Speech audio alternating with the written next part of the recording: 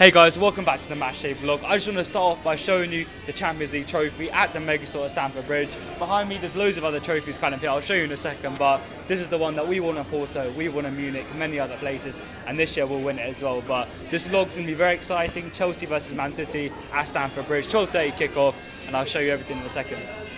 That's a big one behind me, guys. The Premier League, the Champions League, what I just showed you, the League Cup, the Europa League, the Cup Winners' Cup, everything's here at the Megastore. Might have to cop this bay, you know, it's pretty cool. You know, I couldn't have said it any better. We've done it again, and who's better to have next to than Frank Kirby? Chelsea women's absolute baller. Not gonna lie, this kit has grown on me a little bit. I wasn't a fan of it before at all, but it really has grown on me. Lukaku on the back of this one. I might have to buy it, not today, but I will probably buy it in the future. Up with Eden Hazard, definitely my favourite Chelsea player of all time. Didier Drogba in the back there. And unfortunately he wouldn't be playing today, but we have got his replacement, his heir to the throne, Romelu Lukaku. I believe he'll be starting today, but just behind me is the Drogba kind of thing at Stamford Bridge. Many people, older kind of Chelsea fans, have said that Zola is probably the most talented player to ever play for Chelsea. I've never seen Zola play in the flesh, but I'm sure many fans will be happy to see that his statue, his kind of thing is here at Stamford Bridge as well. We've got Mr. Manhandle CFC back in the house, well not the house, the bridge. And first I want to say, Jonathan, who have you got on the back here? That is one of the pengest kits I've seen actually. Lukaku, very, very fresh. How are you feeling about your kit first of all? I'm happy that Lukaku's playing up front with Werner today. Get to see that partnership hopefully brew further. Three-man midfield, strong side. I'm looking forward to it. Exactly, and three-man midfield, like you said. What do you think the dynamics will be? Kante kind of going forward, going everywhere, and Jorginho and Cover holding. What do you kind of expect? Yeah, I think Kante's going to have the freedom to go and press and get the ball. Those two will hold it down. Obviously, Kovacic we know can drive, but Jorginho more the fulcrum. So yeah. Just very quickly, I want to ask you as well about Guardiola. Maybe would have predicted this front two to start. Do you think it could be a bit predictable? There could be some issues, and they could have prepared for this a bit too much? It hasn't really gone with the front two, and it's a bit of a risk, I'd say, in this sort of game. But with Mount out, I think Tuchel's decided to go with it. Pep Guardiola overthinks these kind of matches. 3 defeats in a row against Tuchel, so it'll be interesting to see what happens. 4 defeats very, very soon. But yeah, the recreation of the Champions League final, guys, very, very soon. We'll show you inside the ground. The atmosphere, our seats are very, very sexy for this game. Not gonna lie, we've seen a bit. Just about to walk into the East Stand now, just behind us there. Walk in, we'll show you our seats, but our seats today are so good, I'm not gonna lie.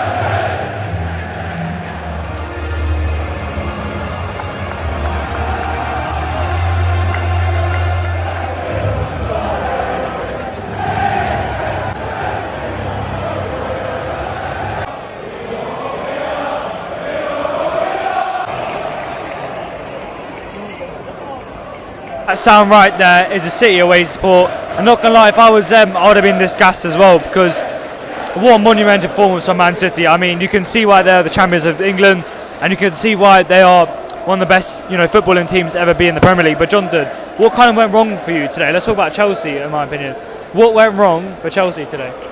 Formation. A lot of people wanted this to be trialled out. It didn't look very good in this such an important game. With no Mount as well, I kind of think it was a little bit forced. I don't think Tuchel really wanted to do it, but yeah, we didn't look comfortable. We didn't have anyone in between the lines. I think the defence, the wing backs were pretty poor today as well. Obviously, James going off early on. Azpilicueta Christensen didn't have a great game. Alonso didn't have a great game. Silva at time risky. So yeah, just all round, no one was really up for this today. It was really, really disappointing to watch. And yeah, Tuchel got it wrong, and Pep got it 100% right, and that's the difference today. In terms of the system, you mentioned a 3-5-2. I mentioned to you I felt like we were playing with 10 men at times. But what kind of, to do with the system, the 3-5-2, what did you not like about it? What do you think was the main issues with it? There's no connector between the midfield and the attack. Werner and Lukaku weren't pressing, so Man City just had the whole freedom pretty much until our final third. And when you've got no one coming up against you, and you've got players of quality like City have, you're going to find space. They were getting in between the lines. We weren't tracking their runs, even behind the defence today, as I said, wasn't good enough. So there was a lot of reasons why it didn't go right. We were bad, City were just really good, and the kind of gap in class today was massive.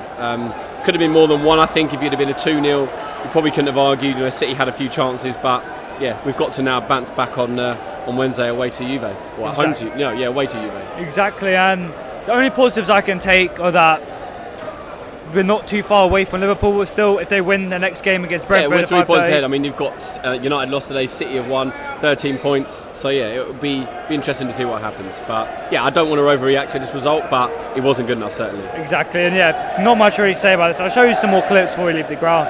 But the away support was monumental today. It was nice to see the players up close coming out of the tunnel, so I hope you enjoyed that as well. But me and Jonathan are absolutely gutted, honestly, absolutely gutted. And yeah, it just felt like a tactically absolute masterclass by Pep today. So what more can you say? Hey guys, just arrived back home. I don't know why I'm smiling, but there wasn't really much to show after that game apart from the City fans being absolutely mental. I don't know how starved they are of a win against Chelsea, but they were going crazy today. They really looked at this opportunity to do whatever they could to make the fans uncomfortable and our team uncomfortable. But when you've beat them in the Champions League final, what can you expect from these losers? That's how it is in the end of the day. But no, I'm just joking. Overall, City deserved it. They tactically outclassed us. What can we do about that?